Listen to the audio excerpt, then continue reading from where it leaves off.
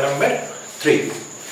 ठीक है, देखिए इसमें एक कुछ यूनिट्स दिए हुए हैं और उनके रेशियो चेक करने की बात कही जा रही है। ठीक है, वो रेशियो इसका निकालने के लिए बोला जा रहा है कि E square upon G M E into M P, ये कोई रेशियो है। लेट्स से सम एक्स कह देता हूँ, जो कि हमें इसके यूनिट और डायमेंशन लेके हमें डिस्कस करना है और इसकी वैल्यू भी डिटरमाइन करना है। ठीक है, तो देखो अगर मान लो हमारे पास दो चार्ज है, एक इलेक्ट्रॉन है ना, और एक इलेक्ट्रॉन है, राइट, और दूसरा हमारे पास चार्ज है जो कि प्रोटॉन है। कौन है? प्रोटॉन। तो इलेक्ट्रॉन का मास होगा कुछ ना कुछ, उसके मास को मैंने बोल दिया me, यानी कि mass of the electron. Proton के मास कितना होगा? Let's say mp। एग्रीड? अच्छा, इलेक्ट्रॉन के पास चार्ज कितना होता है? माइनस e के बराबर, और प्रोटॉन के पास चार्ज कितना होता है? प्लस e के बराबर। एग्रीड? अब देखिए इन दोनों के बीच में ना दो अलग अलग तरीके के फोर्स लगेंगे। कौन से दो? एक ग्रेविटेशनल फोर्स। क्यों? क्योंकि जब भी दो मास इन्वॉल्व होते हैं तो आप जानते हैं उनके बीच में ग्रेविटेशनल फोर्स लगता है, जो कि अट्रैक्टिव नेचर का होता है हमेशा। दूसरा, क्योंकि दोनों के दोनों चार्ज पार्टिकल है तो दोनों के बीच में इलेक्ट्रोस्टैटिक फोर्स भी लगेगा। इस केस में आप देख सकते हैं दोनों के दोनों अनलाइक चार्जेस हैं तो अट्रैक्टिव नेचर का होगा। खैर हमारे लिए वो इम्पोर्टेंट नहीं है।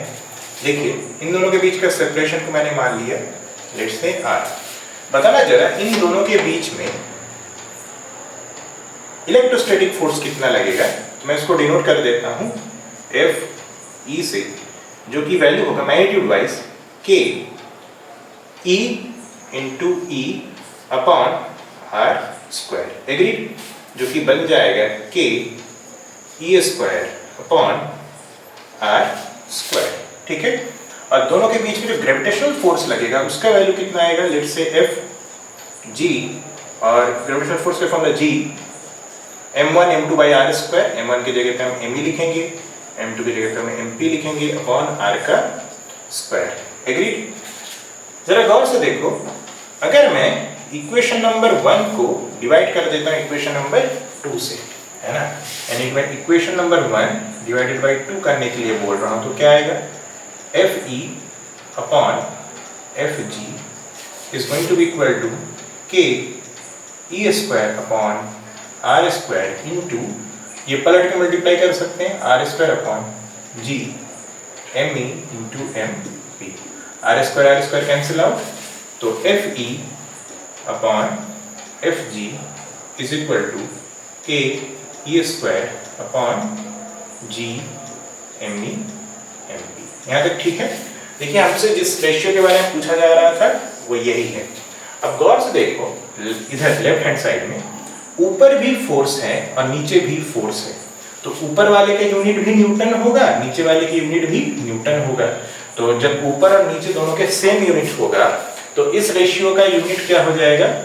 ये हो जाएगा unit as well as what? Dimensionless. Agree?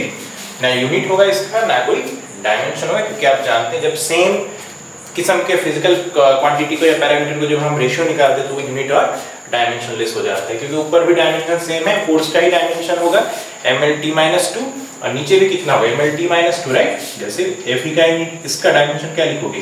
Fe का है तो फोर्स ही, तो आएगा mlt-2, राइट? और लेफ्ट साइड में क्या है? नीचे Fg है तो आखिरकार फोर्स ही, तो इसका भी आएगा mlt-2। तो अब देखिएगा ये m0, l0 एंड t0, इसीलिए डायमेंशन लेस और यूनिट लेस है। एग्री? दूसरा चीज हमसे पूछा गया है कि इसका वैल्यू कितना होगा, इस रेशियो का वैल्यू कितना होगा, तो वो भी आप निकाल सकते हैं। कैसे? सबके वैल्यू डाल दो। k के वैल्यू हम a और b मान के चल रहे हैं, कितना लिखेंगे? 9 इंटू 10 की पावर 9।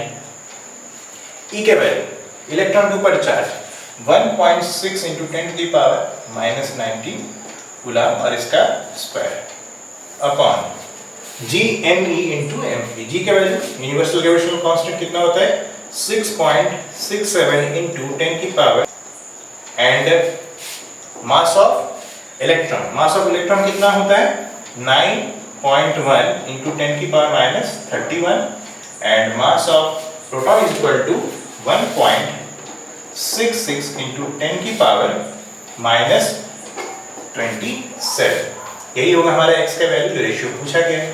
तो इसको आप सिंप्लीफाई कर सकते हैं 9 into 1.6 into 1.6 into 10 की पावर 9 माइनस 19 स्क्वायर करेंगे तो 38 आएगा।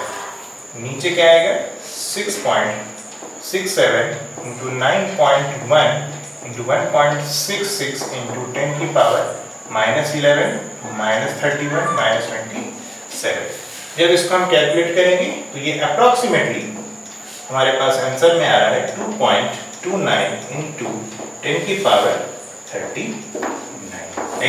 तो this is the value of the ratio, right.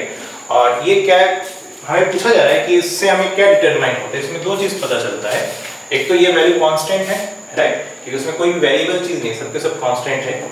दूसरा ये वैल्यू बहुत बड़ा है, राइट। तो इससे क्या पता चलता है, ऊपर कौन सा फोर्स लिए थे इलेक्ट्रोस्टैटिक और नीचे कौन सा लिए थे ग्रेविटेशन, राइट। तो ये 1 से बहुत बड़ा नंबर है क्योंकि 10 की पावर प्लस 39 है। तो यहाँ से ये पता चलता है कि इलेक्ट्रोस्टैटिक फोर्स जो होता है वो ग्रेविटेशनल फोर्स से मच मोर हायर होता है।